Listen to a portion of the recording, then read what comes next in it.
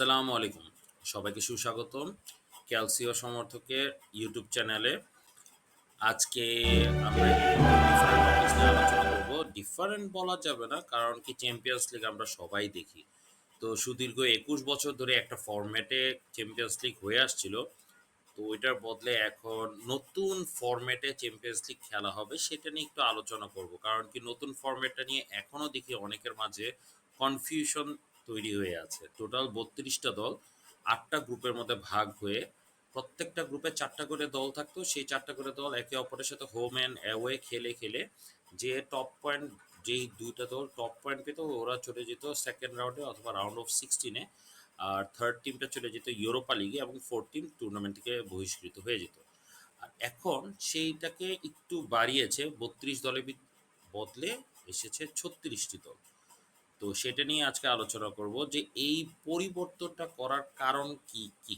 তো এক নম্বর কারণ ফাইন্যান্স। আমরা গত কয়েক বছর ধরেই দেখছি যে সুপার লিগ নামে একটা লিগ চালু করার চেষ্টা করছিল বড় বড় দলগুলা। তো এই দলগুলো আসল কথা টিভি রেভিনিউ অথবা টাকা পয়সা তেমন পাচ্ছিল না বলেই কিন্তু সুপার লিগ তৈরি করতে চাচ্ছিল। তো উয়েফা প্রেসিডেন্ট ক্যাফেরিন নতুনত্ব এনেছে। রেভিনিউ এইবারে বাড়বে, কারণ হচ্ছে আগে যেখানে ৪টা দল একে অপরের সাথে খেলতো, টোটাল ১৬৮টা খেলা হতো, সেখানে গ্রুপ পর্যায়ে এখন খেলা হবে প্রায়। আজকে যেমন ৩টা ম্যাচ, ৩টা না ৬টা ম্যাচ, তো এরকম ৩ দিনে ৬টা ৬টা করে ম্যাচ, ১৮টা ম্যাচ এক রাউন্ডে।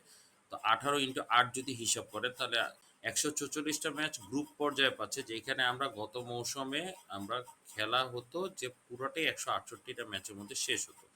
তো এই যে খেলা পরিমাণটা বেড়েছে, হ্যাঁ খেলা পরিমাণ বেড়েছে আমরা দেখব, কিন্তু সাথে কিন্তু রেভিনিউও বেড়েছে। কারণ রেভিনিউ কিভাবে বেড়েছে সেটা নিয়ে একটু আলোচনা করি। সেটা হচ্ছে আগে যেটা হতো যে ৮টা গ্রুপে যে ভাগ করা হতো, অনেক সময় দেখা গেছে কিছু কিছু গ্রুপ করে যেত ডেথ গ্রুপ, কিছু কিছু গ্রুপ করে যেত তুলনামূলক ইজি গ্রুপ। তো এখন যেটা করেছে, তারা যেটা করেছে ৩৬টা দল যেহেতু আবারও সেই ৪টা পটে আলাদা করেছে, তো পটগুলো যেভাবে আলাদা করেছে প্রত্যেকটা পটে ৯টা করে দল। তো পট ওয়ান যদি ধরি আমরা, পট ওয়ানটা হচ্ছে সবচেয়ে শক্তিশালী দল। তো আমরা এখানে বলি যে খুব শক্তিশালী দল সেটা হচ্ছে ৯টা দল। এরপরে দ্বিতীয় পটটা থাকবে হচ্ছে শক্তিশালী দল, সেখানেও ৯টা দল। তারপরে এভারেজ দল, সেখানেও ৯টা। তারপরে সর্বশেষ হচ্ছে দুর্বল দল, সেখানেও ৯টা।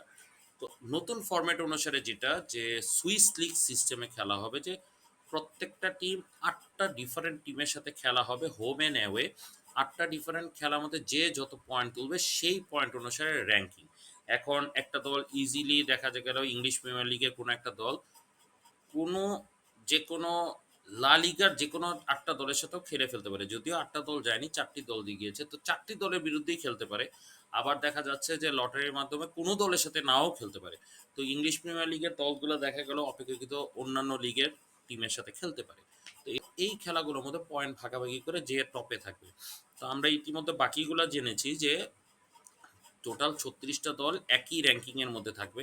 ১ থেকে ৮ পর্যন্ত যারা থাকবে তারা সরাসরি কোয়ার্টার ফাইনালে চলে যাবে। আর যারা হচ্ছে ৯ থেকে ২৪ পর্যন্ত থাকবে তারা নিজেদের মধ্যে প্লে অফ খেলে তারা চলে যাবে কোয়ার্টার ফাইনাল বাকি ৮ দলের সাথে খেলতে।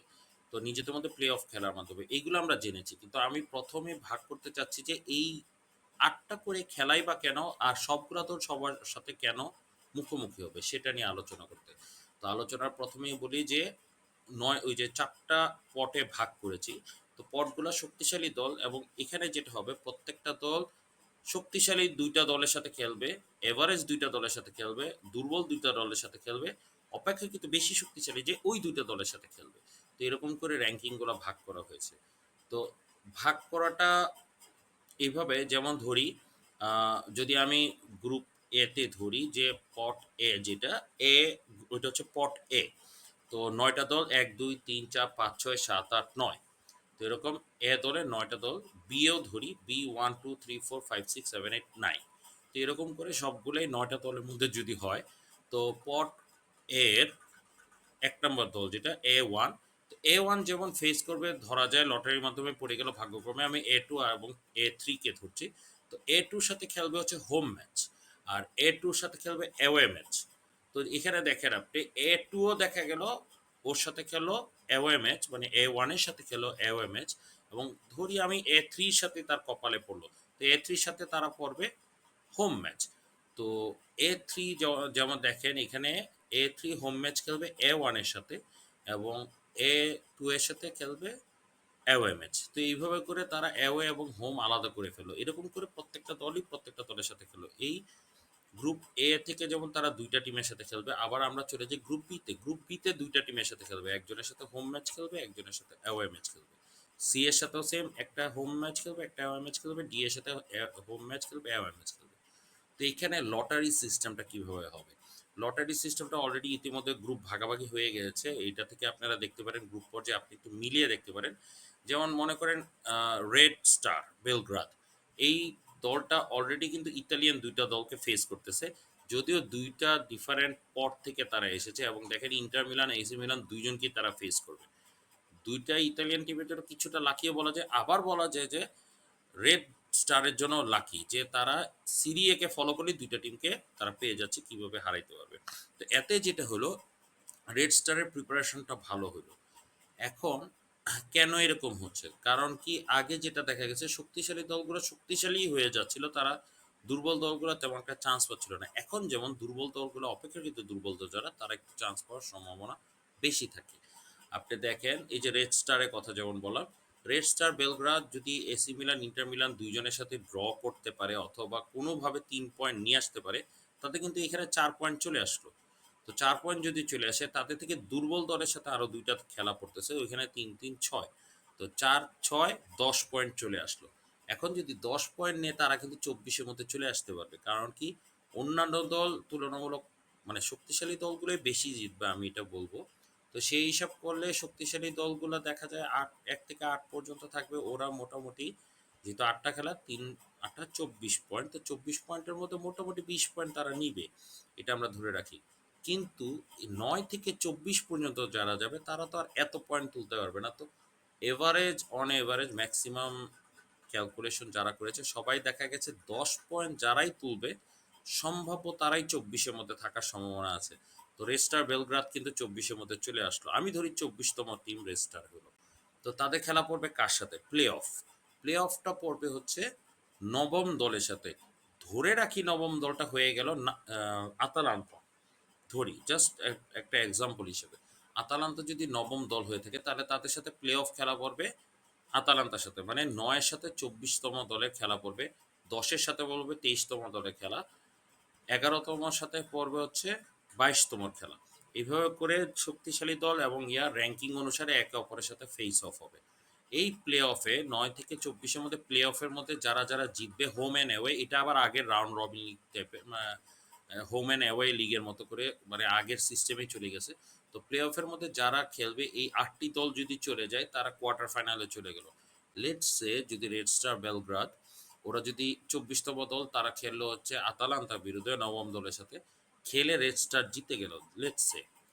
জিতে যাওয়ার পরে তারা কিন্তু অটোমেটিক কোয়ার্টার ফাইনালে চলে গেল। তো এই যে অপেক্ষাকৃত দুর্বল দল যারা তারা কিন্তু কোয়ার্টার ফাইনালে চলে যাচ্ছে। এখন অপেক্ষাকৃত দুর্বল দল বললো রেড স্টারকে কেন আমি চুজ করেছি, কারণ কি তারা কিন্তু একবার চ্যাম্পিয়ন্স লিগ উইনার। এখন তারা কালের বিবর্তনে দুর্বল হয়ে গিয়েছে। তাদের দেশে দেশ ভেঙেছে, এরপর ফাইন্যান্সিয়াল কন্ডিশন খারাপ হয়ে গেছে, তাই আস্তে আস্তে তারা দুর্বল হয়ে গেছে। কিন্তু তুলনামূলক যদি বলি রেড স্টার বেলগ্রাদে আসলে champions league winning team. So ওরা যেমন হারিয়ে গেছে, তো এই দলটা যদি আবার ব্যাক করে আসে এটা একটা খুব সুন্দর ওয়ে। এখানে কিন্তু ছোট দলগুলা মিনিমাম পয়েন্ট নিতে পারলে কিন্তু তাদের জন্য যথেষ্ট। কারণ কি র্যাঙ্কিংয়ে লেটসে যদি ধরি আর্সেনাল অথবা ম্যান সিটি বড় দলগুলোর সাথে কোনো পয়েন্ট পেল না, যেটা সম্ভাবনা নাই, কিন্তু তারপরে ধরি বড় দলগুলোর সাথে পয়েন্ট পেল না, তাহলে শূন্য। সেকেন্ড গ্রুপ বি দলগুলোর সাথে তারা এক এক পয়েন্ট নিল, তাহলে হয়ে গেল ২ পয়েন্ট। লাস্ট ৪টার সাথে যদি জিতে ৩-৪-১২ আর ২-১৪ পয়েন্ট। আপনি দেখেন ১৪ পয়েন্টে তারা কিন্তু শীর্ষ ৮-এর মধ্যে নাও থাকতে পারে। তো এখানে যেটা হবে রিয়েল চ্যাম্পিয়ন্স লিগ একটা ভাইব আসতেছে, যেটা আমি পার্সোনালি খুবই পছন্দ করি। তো এটা ছিল আজকের আমার বর্ণনা। হোপফুলি আপনারা বুঝতে পেরেছেন। তো আমি চেষ্টা করব যে এই জিনিসটাকে আরেকটু সুন্দর করে গুছানোর।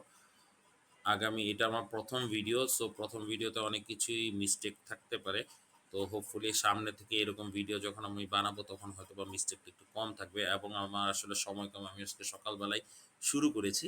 তো এই কিছুক্ষণের মধ্যেই আমি শেষ করলাম। তো অবভিয়াসলি আজকের ভিডিওটা ফার্স্ট টাইম এই হিসাবে আমি সবার কাছে ক্ষমা চেয়ে নিচ্ছি। তবে আপনারা আমার চ্যানেলটাকে সাবস্ক্রাইব করুন, এবং যদি ভালো লাগে লাইক দিয়েন, কমেন্ট করেন, আমি কমেন্টের প্রশ্নের উত্তরগুলো দিব, এবং এই কমেন্টের উপরে বেস করে আমি পরবর্তী ভিডিও বানানোর চিন্তা করব। এবং ফেসবুকেও ক্যালসিও সমর্থক, এইখানে সোহেল শরীফ দ্য ক্যালসিও ফ্যান। তো দুটোটাতেই কমেন্ট করুন, এবং ভবিষ্যতে আরও আপনাদের জন্য সুন্দর ভিডিও নিয়ে আসতে পারি যাতে, এটার জন্য দোয়া করবেন। ধন্যবাদ। আসসালামু আলাইকুম।